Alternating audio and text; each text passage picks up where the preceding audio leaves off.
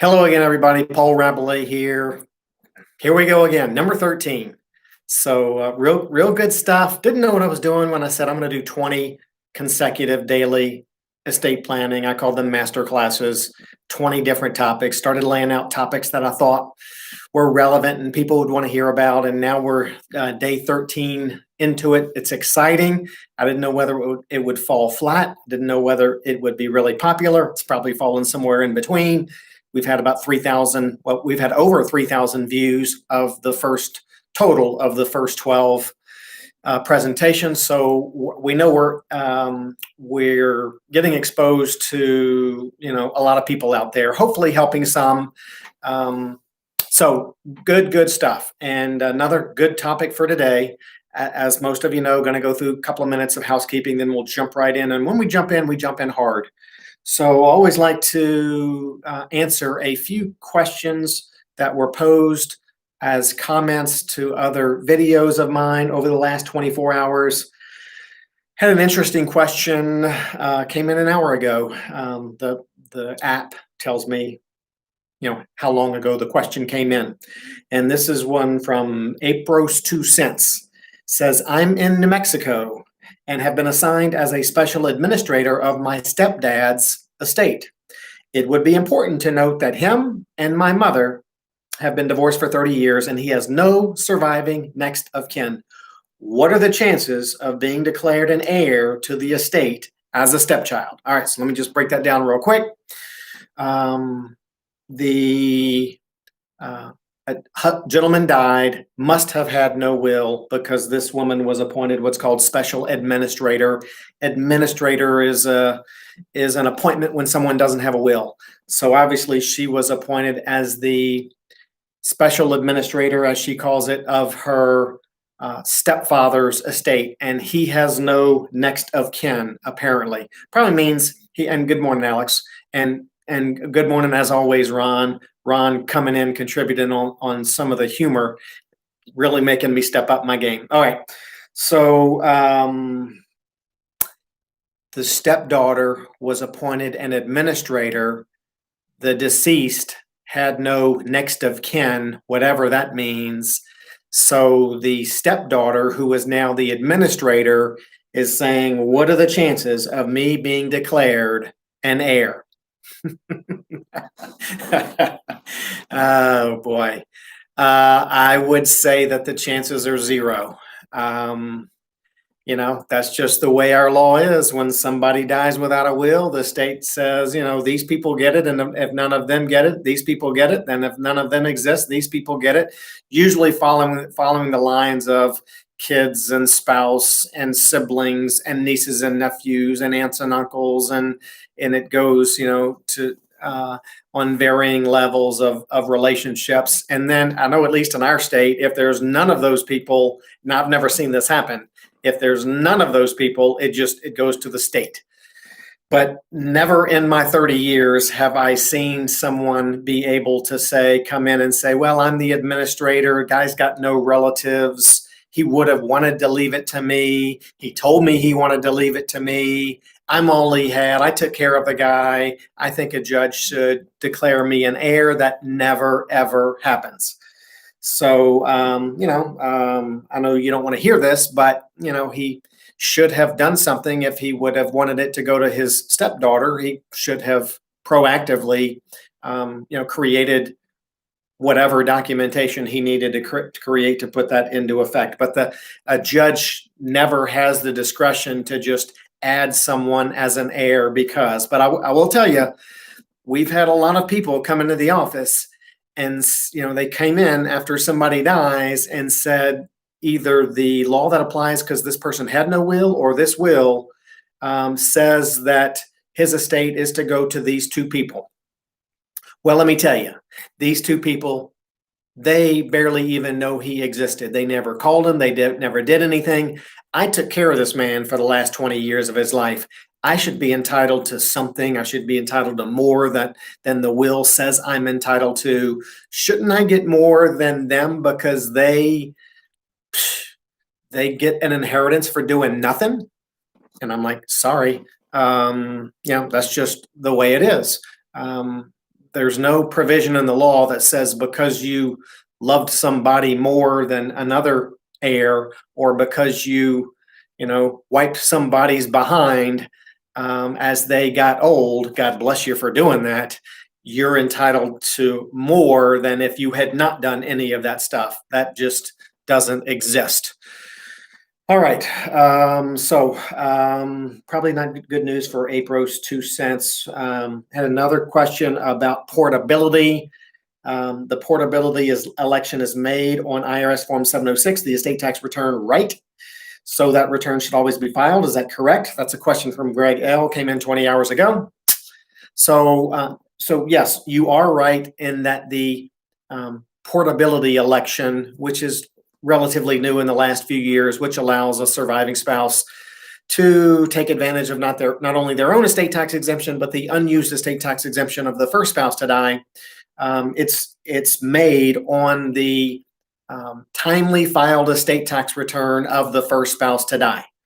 And then you asked, so that return should always be filed. Is that correct? It doesn't hurt to file it. There's obviously some, expense and all that in filing it. And if a married couple maybe has a small estate, whatever that means, $1 million or less, maybe they don't need the benefit of filing the estate tax return with the portability election.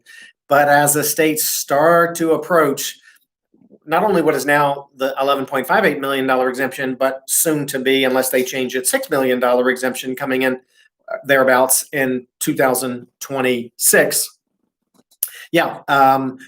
When one spouse dies, that surviving spouse needs to seriously consider, even though there's no requirement, they need to seriously consider filing the estate tax return and making the portability election to give that surviving spouse a much, much larger estate tax exemption. In many cases, certainly kind of guaranteeing that there's not going to be any estate tax when the surviving spouse dies.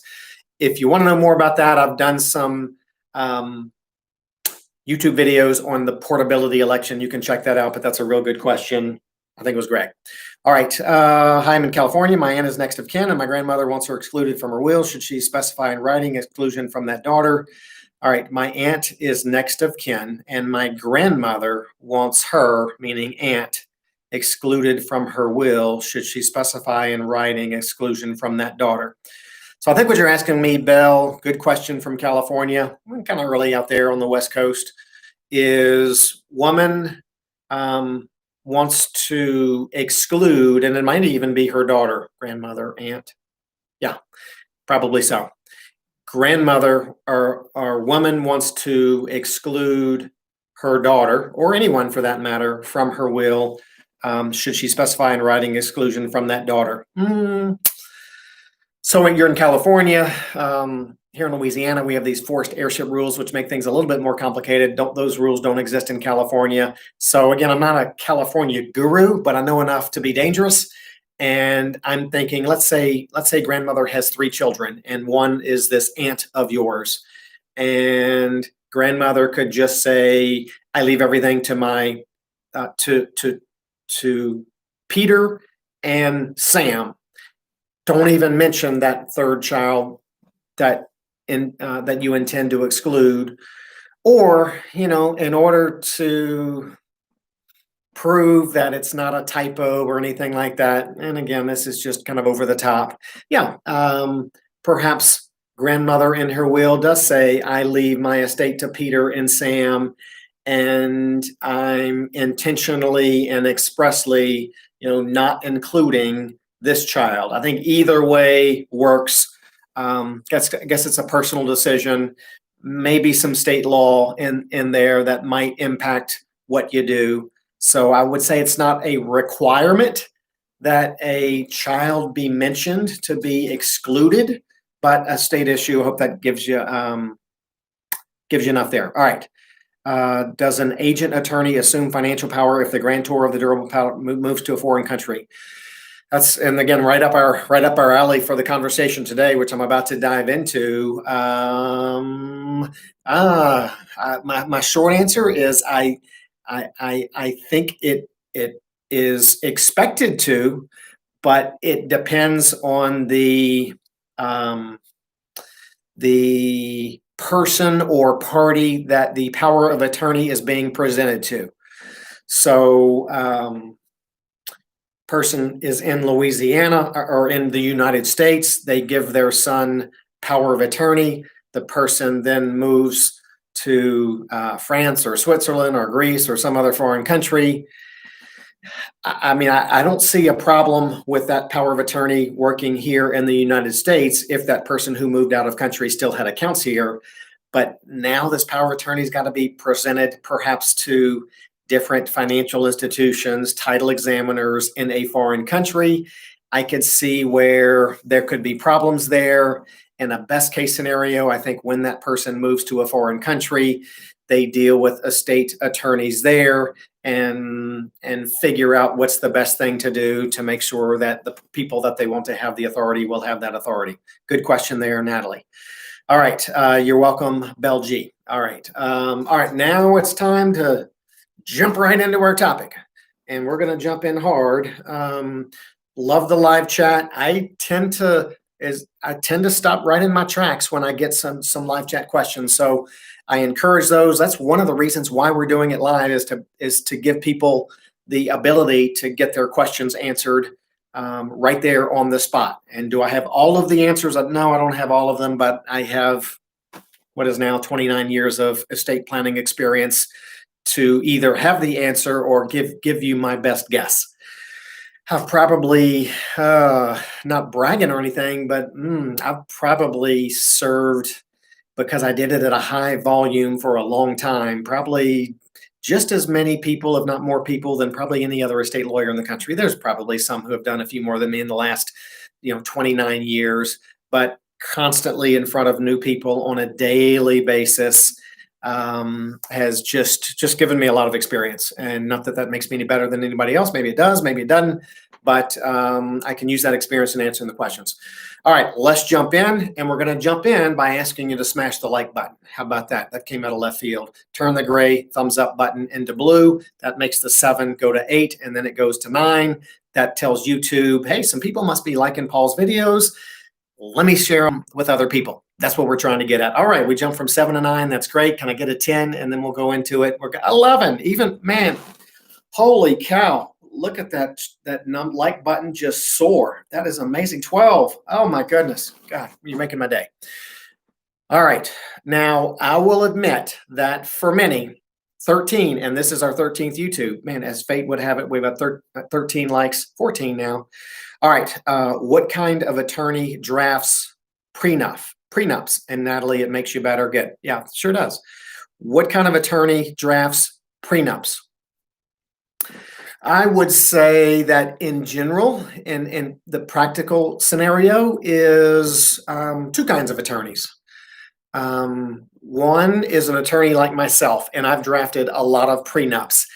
But the estate attorneys in general, and I just kind of came up with this thought, but it's accurate.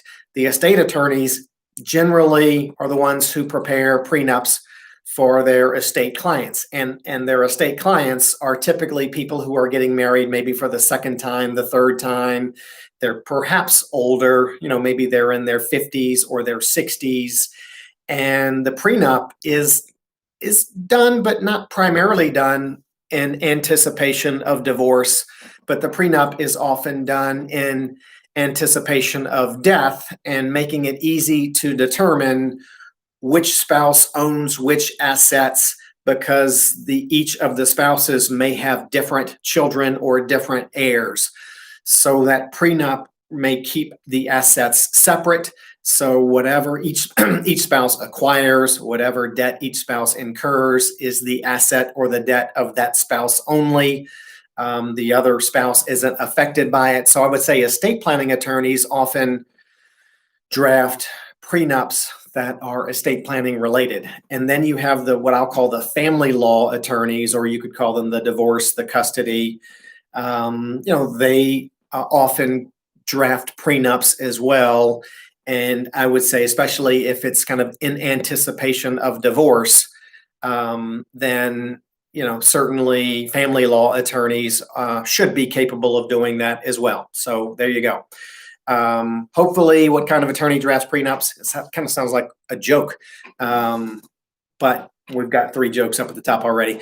What kind of attorney drafts prenups? Hopefully, nice ones. But now there you go. All right, Bridget, why is there a mouse? A picture of a mouse, but hey, that's good. All right, now, what do you charge? I charge a lot. So tough question. I mean, everybody's circumstance is different. If you live in Louisiana, I will say this, and you want to explore that, you're a potential kind of Louisiana client. You go to our website, you click on rabelaestateplanning.com, you click on the I'd like to have a 15-minute conversation with Paul. You click on that button, it goes to my schedule. You schedule a time, and I'll call you right at that moment, just like I start these right on time. And we'll have a conversation about what your circumstances are, what you're trying to accomplish, and the easiest way to get there. Then I'll let you know what any kind of fixed reasonable amount would be, and we'll go from there. And most people really like the way that works. If a person with multiple personality disorder, oh boy, we got a joke here. Hi, Ledge, is it a hostage situation? I don't know what you're getting at. Okay. All right. It's hard for me to really think while I'm ramped up doing these things. So let's jump right in. No better way to jump in than to let you know that the power of attorney creation is typically just a mere afterthought as part of the overall estate planning process. It's not real sexy to talk about who you're going to give power of attorney to and what they can and can't do. A little more fun, maybe a little sexier to talk about how you're going to leave an inheritance to your spouse, to your kids, how to keep it in the family, how to stay out of the courts, how to avoid all these taxes that the government is going to want to take. Not that any of that is real sexy, but that seems to take up most of the estate planning conversation.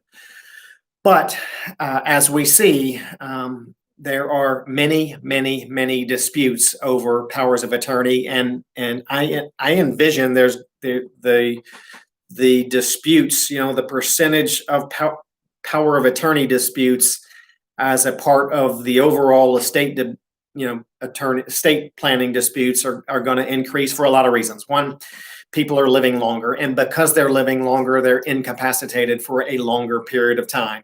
They get dementia, they get Alzheimer's, and then they can't handle their own affairs, and then they live for another, maybe 10, 15, even 20 years. And when you add on top of that the financial maturities of the younger generations is not at a level that the older generation is, meaning that the younger generation, they don't have as much savings. They're relying on this inheritance, this money of their ascendants to be able to survive. That causes stress. And then you have families with children or heirs all over the country that maybe because they're not physically present with each other, they don't have as much of a relationship. And so they're all going to be sharing in the inheritance one day. They don't trust each other. It causes stress. And then all of these things together increase the chance of abuse with a power of attorney. So love to hear your thoughts there if you have any. So we'll start with some just a little bit of boring, law stuff, some definitions. I call it boring because who likes just hearing me read what a statute says? But then we're going to follow that up with all of the practical, activity and what you should and shouldn't do. All right, maybe you can do a video of guardians, and I have heard Adult Protective Services can come in and take over. Good question there, Bell G.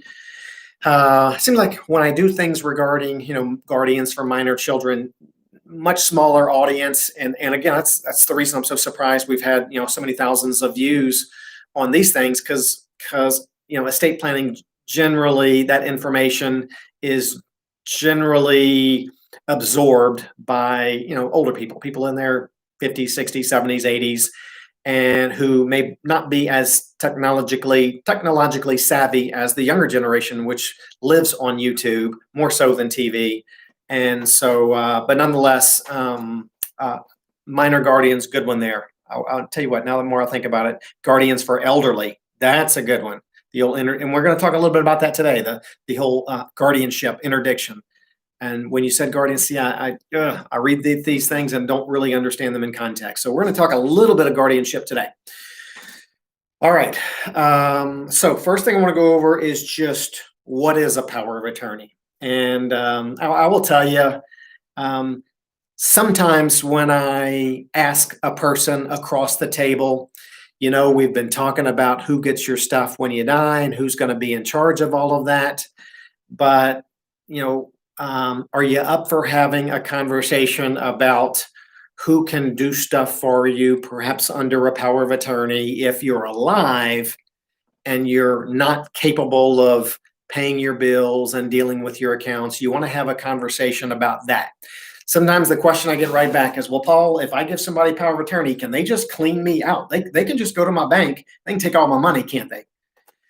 And that's one of those questions where, okay, well, let's go over some power of attorney basics here. So that's what I'm going to do for the next just couple of minutes, and then we'll move into the detailed practical stuff. All right, what is a power of attorney? You got my handy dandy statutes right here, and I don't want to read more than a sentence, but in our law in Louisiana, they call a power of attorney a mandate, and the person who power of attorney is given to is called the agent. I'll probably use the word agent throughout the YouTube live presentation here. But a mandate is a contract by which a person, the principal, so the person giving power of attorney is the principal. Principal confers authority on another person, and here they call it the mandatory, I call them the agent, to transact one or more affairs for the principal. Contract where you give somebody and so they can transact on your behalf, essentially is what it is. All right, with that being said, what kind of form is necessary? The typical power of attorney looks something like this, and we put the words property power of attorney at the top because there's a distinction between property or financial matters and medical decisions. More on that in just a second. But, here's a power of attorney, and I'm looking at you from the side. John would be the principal who is naming his wife, doesn't have to be his wife, but he's naming Jane as his agent. And then in the paragraph below that, it says that if Jane can't be the agent, then it says, looks like Susan is the agent. So we got all that going on. That, and then the power of attorney, it's several pages long, and we have to list, as you'll hear in a moment, certain things need to be expressly provided in the power of attorney. So this one's about 5 pages long. And on the last page, there's a place for John to sign, place for 2 witnesses to sign, a place for a notary to sign. We'll talk about those formality requirements in just a second. Maybe it's good enough to note that on this power of attorney, there's not a place for Jane, the agent, to sign. Sometimes, lawyers draft it so the agent must sign it, but it's not a requirement. Okay, so with that being said, that's what it looks like. What does the form of the power of attorney have to be? There, at least in our state, there is no particular requirement as to form. However, when the law prescribes a certain form for an act, then the power of attorney must be in that same act form. Let me give you an example. So let's say you want to give power of attorney to someone so that they can sell your house on your behalf. Maybe you don't want to deal with it. Maybe you're leaving the country. Maybe you're going to be out of town on the date of the closing. So you want to give somebody power of attorney to be able to sell your house on your behalf. Well, the sale of real estate here in my state, that sale of the real estate has to be notarized and witnessed by 2 people. So if I'm going to give someone the authorization to sell my real estate, then that authorization must be in the form of a notary and 2 witnesses. So there you go. Now, if just get them notarized. I mean, you could argue that maybe there were some things that your power of attorney would not need to be notarized for, and perhaps that's true. But just to be safe, everyone I've ever done has been met that kind of notary and two witness requirement for them. All right, and so a lot of times, here's another area where people get caught. I'll say, someone will be talking to me. They have power of attorney for let's call it their mother. And I'm like, whatever we're doing, your mother's going to need to sign this. And the daughter, for example, mother gave daughter power of attorney. The daughter says, no problem there. Mom gave me power of attorney. Problem solved. What's the next issue? Well, sometimes people think that just because they have power of attorney, that's enough, but it often isn't. Many powers that an agent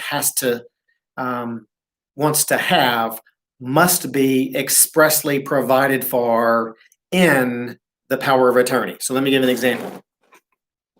A power of attorney might be, anybody who's dealt with this enough has seen the little one paragraph, one pager power of attorney that says, I, mother, give daughter the authority to do, to have power of attorney and do, anything that I would have to do, daughter can do for the rest of my lifetime. And I want to give daughter power of attorney, and that's it. So the power to do certain things, however, must be expressed. Let me give you a few examples of those. The power to, and the words are alienate, acquire, encumber, or lease things. So if daughter needs to buy something on mom's behalf, the power to buy or acquire has to be expressly provided for in the power of attorney. What are some other things? Make a donation, particularly with wealthy folks. Wealthy folks often really need, especially towards the end of their life, to make donations to children to get assets out of the estate to avoid the 40% estate tax. But the IRS isn't going to recognize that donation unless that power to donate is expressly provided for in the power of attorney. In addition, sometimes many middle class people who have Alzheimer's, dementia, they're about to go into a nursing home, and they need to do some donations to expedite the Medicaid eligibility in some form. But again, that power to make the donation must be expressly provided for in mom's power of attorney. All right, so I'm gonna stop in my tracks. What happens when one or both witnesses have died? So if it's notarized and witnessed and the witnesses have died, it doesn't matter. Having it notarized and witnessed by two people, that means it's self-proving. We don't have to go to the witnesses or the notary later and have them sign some affidavit that they were there and they actually did witness under that form. It's self-proving, contrary to the holographic testament, which where people do have to, after somebody dies with a handwritten will, attest to the fact that they recognize the handwriting. So no big deal. No big deal if the witnesses have died. They often do, because sometimes these powers of attorney are in effect for many years. All right, Bridget, when I dispute the will against my brothers who influenced my mother, do I have to know everything she had in her safety deposit box, bank accounts, all assets, etc., for relief from any claim? Wow, that's a mouthful, Bridget. And I see you have another question. When I ask for relief remedy, do I have to know what my mother had, or can I just say her personal belongings, her documents, safe deposit box? Well, I would say I'm assuming that's being done after your mother died. I'm not sure if that assumption is correct, but after your mother died, your mother either, when you're disputing the will, I'm guessing it was after your mother died.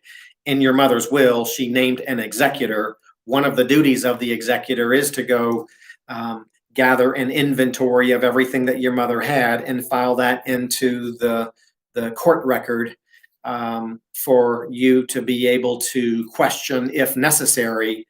And if they don't do it, that's one of their duties. And if you're disputing things, perhaps if they're not doing their job, you can petition to have them removed and have someone else, maybe yourself, appointed as that executor so that you have all of the court orders to go to various financial institutions and inquire and gather information on what she owned. So I don't know if that's answering your question. Feel free to go with a follow-up. I'm gonna keep going, then I'll check the live chat. What's the difference between POA and a co-trustee? Really good question there, Natalie. I'm glad you asked me that because it was one of those things that wasn't on my outline, but after I made the outline, I'm like, well, I got to go over the difference between a power of attorney and a trustee or a co-trustee of a grantor trust. Great question. So very, very common for let's just call it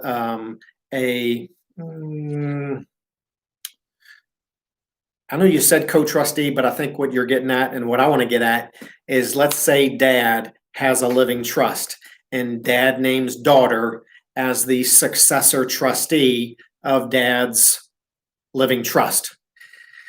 And then dad also has a power of attorney, and let's say he names same daughter as agent on his power of attorney. So here's the deal.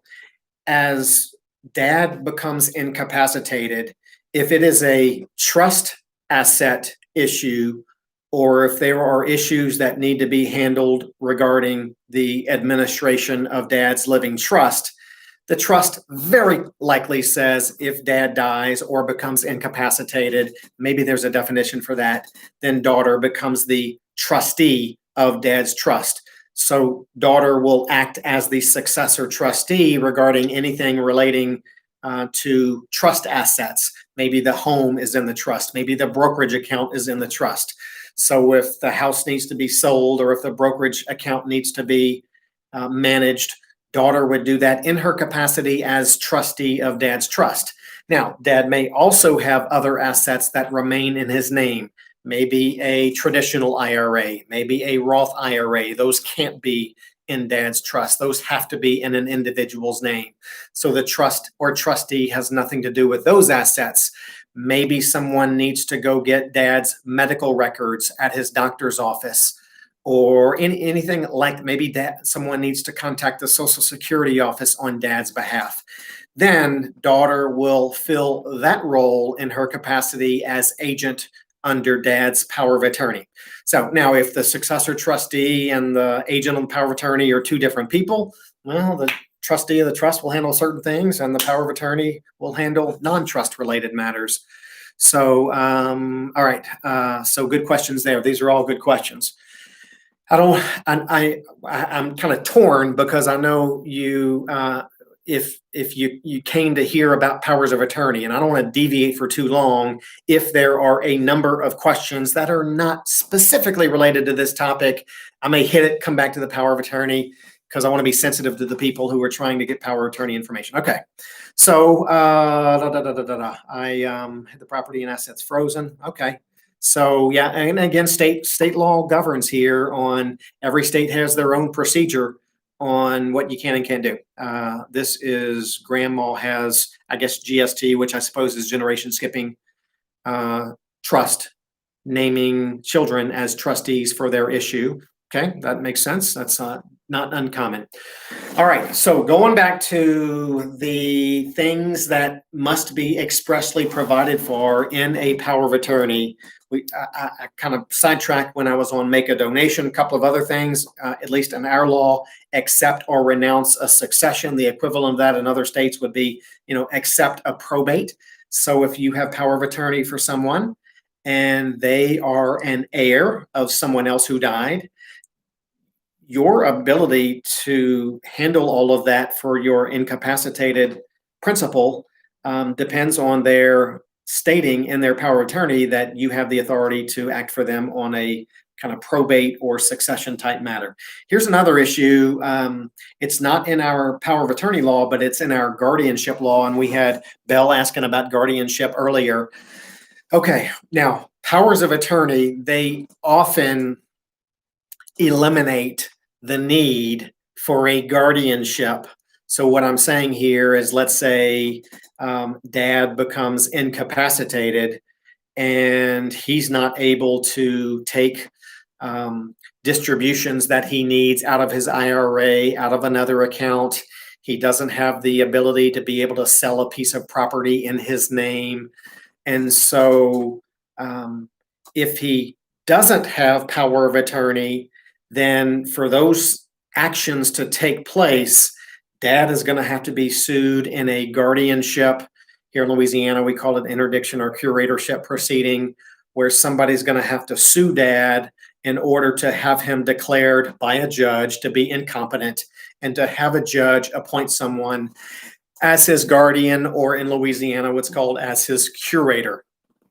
If dad had done all of the power of attorney stuff, then it's less likely that that whole guardianship would have been necessary, because the person dad named on his power of attorney can then take all of those actions on dad's behalf. Now, sometimes someone has a power of attorney, and for reasons like we've already said, it's not good enough. It doesn't have the express provisions. Third parties don't honor it, and so now we've got to do the guardianship.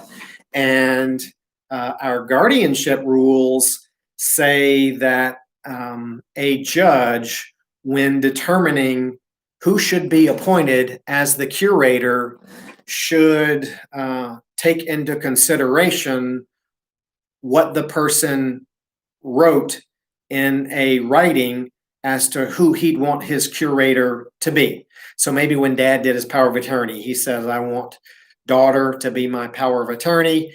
And one of the many provisions in that power of attorney perhaps should have also said, if a guardianship is necessary and someone needs to be appointed as my guardian, then I want, daughter or the agent named in my power of attorney to be my guardian. And then under our procedural rules, a judge is to take into account when a judge is selecting a guardian for dad. So a lot of stuff going on there. Okay.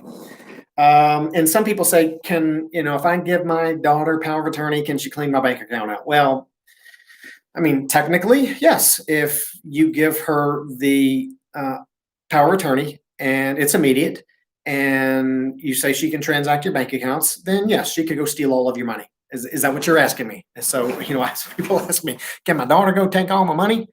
And sometimes I'll ask, well, if you're considering naming your daughter, is your daughter going to go take all of your money? Oh, no. She's not going to go take my money.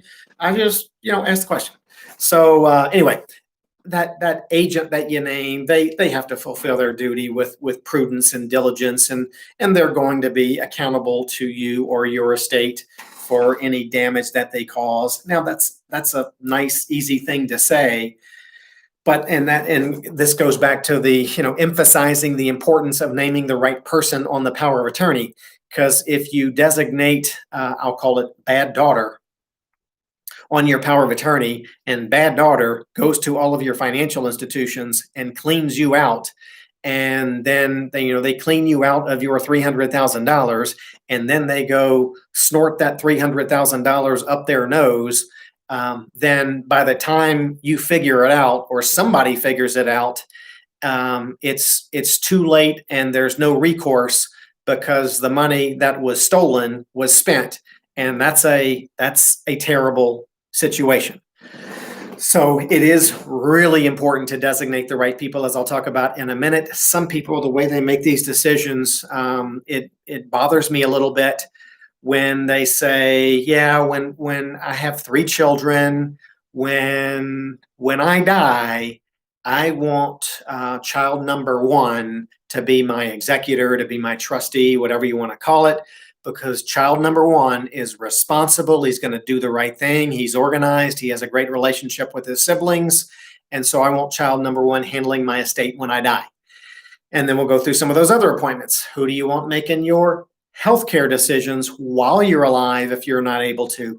Well, I want my child number 2 to do that, because child number 2 is a nurse. She knows the medical stuff inside and out. And so I would want child number 2 having healthcare power of attorney for me.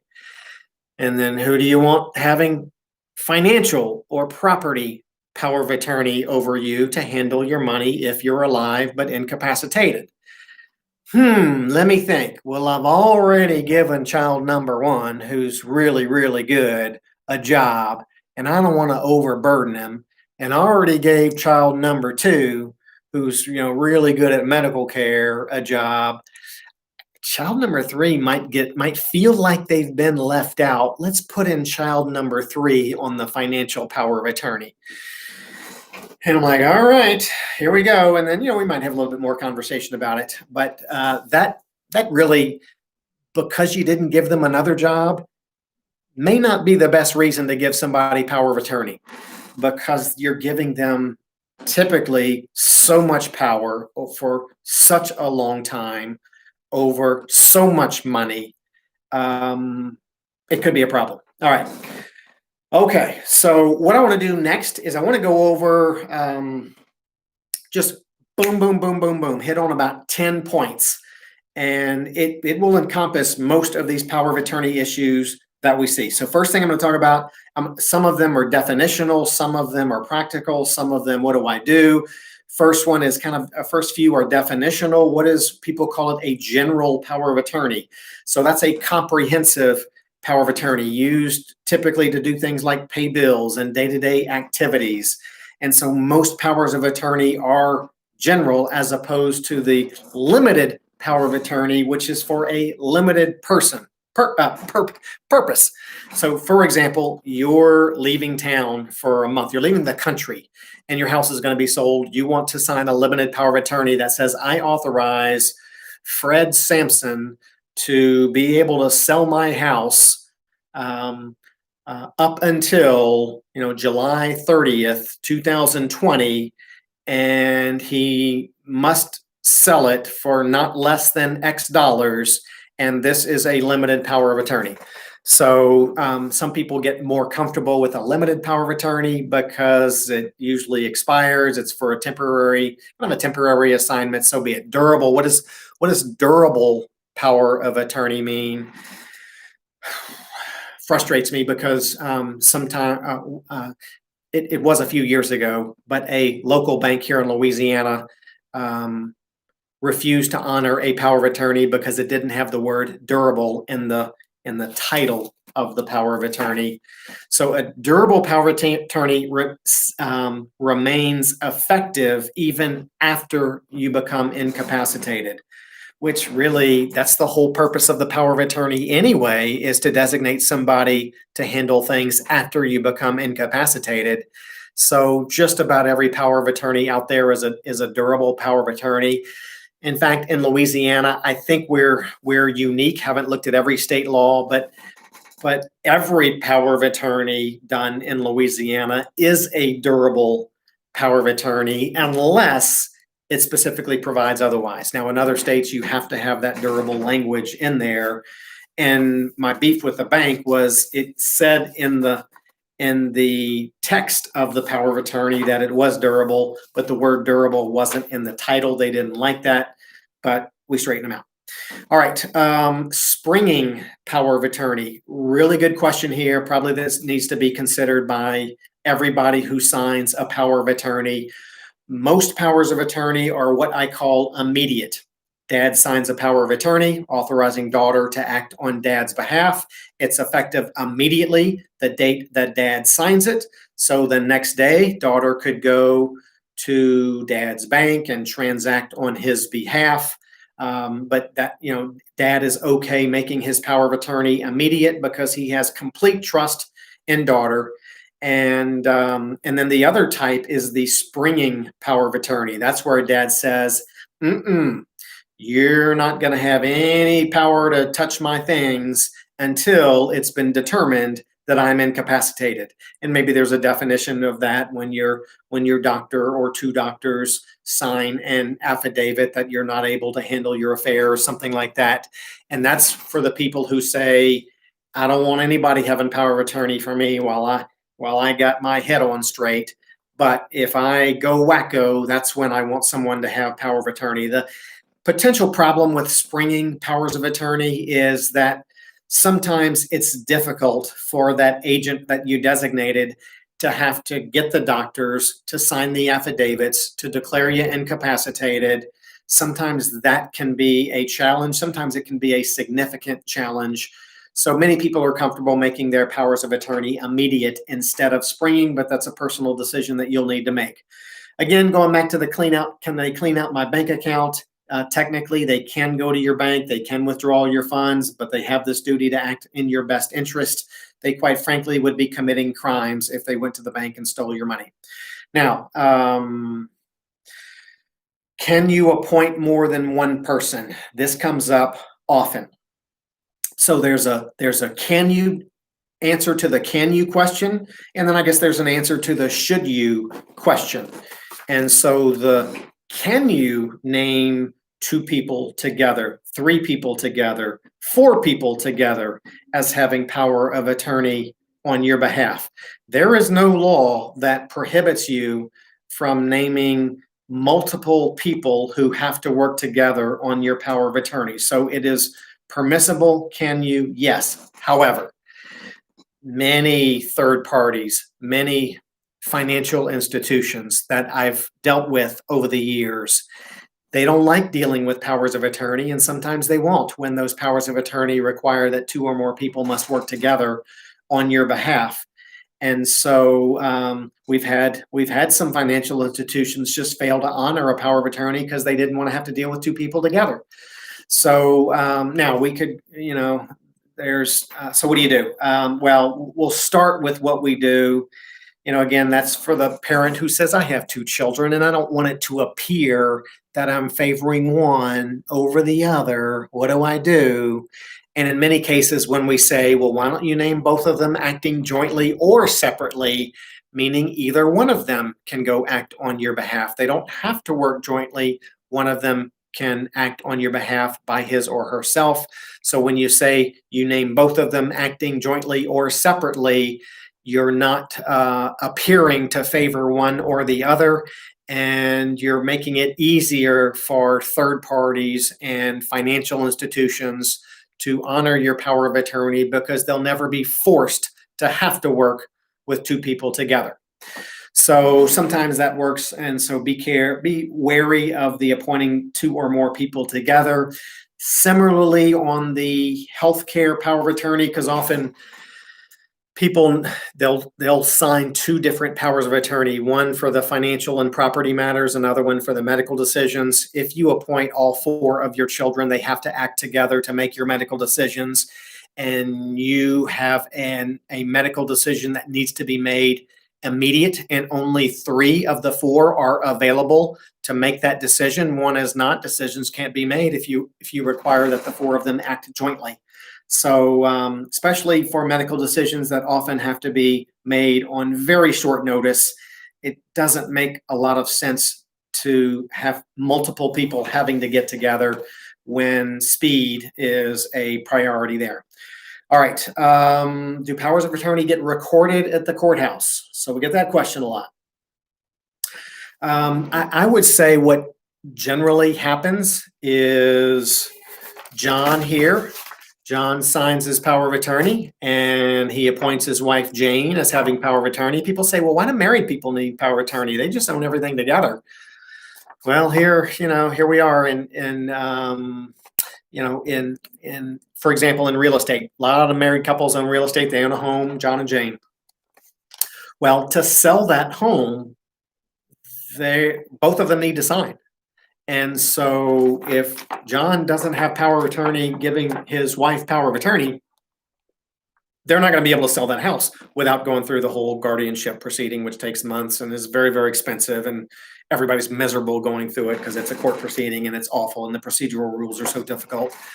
So it is important that married people appoint, if they want their spouse to be the one to handle things for them if they're incapacitated, it is important for married people to appoint their spouse. And then virtually every time we have a power of attorney where we're appointing a spouse, because the spouse is probably about the same age as you, we have you name a backup. So here's the one, John named Jane, then named Susan as the backup. And so is it recorded? Generally, the rule, and again, there's exceptions, is that a power of attorney typically doesn't get recorded unless it needs to be recorded to be used. So it just maybe sits in John's important legal documents. Of course, if we prepared it, we'll have a scanned, copy in our electronic records forever. But John will have the original power of attorney, and different third parties. Some want to see an original, some want to see a photocopy. If Jane needs to handle something for John at the bank, maybe that bank, that credit union will accept a photocopy of John's power of attorney. If Jane needs to sell a piece of real estate on behalf of John, it's likely that the power of attorney is going to need to be recorded in the land records to appease the title examiners. And certainly I get why they do that. So then it would be recorded. So it typically doesn't get recorded unless it needs to. Here's the big one. Is your power of attorney effective after you die? Some people come in, Paul, my accounts won't be frozen when I die because I named my daughter Jane on the power of attorney. And that's when I say, oh, ding, ding, ding. Wait a second here. Your power of attorney is effective only during your lifetime. Soon as you die, that power of attorney has no more effect. And then, mom says, well, I give her power of attorney. Who's going to handle my stuff when I die? And I'm going to say, well, either on those accounts that will be frozen upon your death and daughter having power of attorney, that's not going to be any good. Then either the executor of your will, the administrator appointed by a judge, or if by chance you have those accounts in a trust, the trustee of your trust will handle those things when you die. When your power of attorney will have no power to handle things when you die. So that's that. All right. So the bottom line summary here, maybe 3 points that are really, really important that I want you to take from this. Number one is smash the like button, hit the subscribe button and the notification bell if you haven't already done so to get YouTube to send my videos to more people. Number two, make sure you take care of all this while you're well. I've had too many phone calls where, we've been meaning to get mama over to you to get mama to sign a power of attorney. And yesterday she had a stroke, she fell down or broke her hip, and she's not doing too good. She's in the hospital. She's not even sure where she is, but now we need to get power of attorney for her. Well, if mom doesn't have the capacity to understand what she's doing, I'm not going to be involved in anything like that. So take care of these things while you're there. While you're well. And then another, give really significant consideration to who you designate as having power of attorney for you. It could be, of all the designations, medical, trustee, executor, when you die, of all the designations that you're making, this one might be the most important. It will be the most important if you're like, I don't know, what is it, half of the population that's over age 65 now, they're going to become incapacitated at some point during their future. And if your incapacity lasts for any significant period of time, this power of attorney designation may be the most important of all of your estate planning presentations. All right. My mother was pressured to appoint her son power when she was in the hospital, surgery, very ill. Now her daughter, have to fix things. Her son and daughter are taking everything. Terrible situation. I feel for you, Bridget. That's a tough one. And so that's one where, quite frankly, nobody wins. So sounds like you don't have a good relationship with your mother's son, if that's your brother. And so, but really, if there, I hate to say it, depends on how much money is involved, but you probably, now need to get in touch with an attorney and in your state and talk about, what rights you have or what rights of your mother potentially have been violated. And so that's a tough one. As on a personal note, we don't get involved in that adversarial litigation. I'm not a good fighter when those siblings are fighting. No easy word for it. And that's just part of a business decision I made. Kind of my job is helping families while they're well, while the relationships are good, put things into place so that those relationships, continue to prosper during lifetime, after death for the survivors. And so anyway, for what that's worth. All right, tomorrow we got a big one, and be number 14. It's the how do I protect myself from lawsuits? Just a little sneak peek there. Again, like many situations in estate planning, planning ahead is the key. We get way too many calls kind of after the fact. Paul, I got in a car wreck, and yeah, it was determined that it was my fault.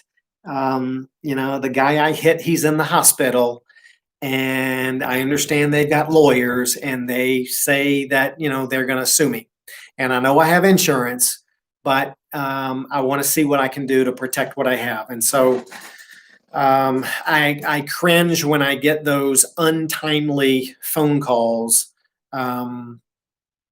because if something like that has already happened, those things that you can do after the fact, even before a lawsuit is filed against you, those things that you do could, in theory, be undone as some type of kind of fraudulent conveyance. The ones where we get a little more peace of mind when we help people are maybe like, Paul, I'm in a risky profession where liability is a major concern of what I do, of the profession I'm in. Nothing has happened. There's been no lawsuits filed against me. No actions have happened in the last several weeks or months that we know will trigger a lawsuit because I messed something up. But I just want to know what I can do to protect what I have for myself, for my family, in case something happens in the future. So you really have to look at it that way and get information ahead of time. Okay. So we're on here Thursday. We're going to be back tomorrow, Friday. If you have some additional questions, probably it's too late for the live chat, but it's never too late to throw your question on a comment to one of my 400 and something videos on my YouTube channel, Rabelais Estate Planning LLC. I have an app that notifies me when people have a comment, and I'll do my best to answer it first thing tomorrow morning on the YouTube presentation. Thank you all so much for being a part of it. Thank you all for smashing the like button, for subscribing if you're not already a subscriber. I'm going to do a dance when I get to 10,000 subscribers. I'm somewhere between 6,000 and 7,000 subscribers right now, but you'll get to see me do a jig, and I don't know how to dance. In fact, I have a disease, I guess I'll confess. But with my listeners here, it's called two left feet-itis, where medically determined that I just can't dance. But I'm going to try when I get to 10,000 subscribers. So feel free to hold me to it. All right, we'll see y'all tomorrow. Y'all have a great day. I'm going to end it.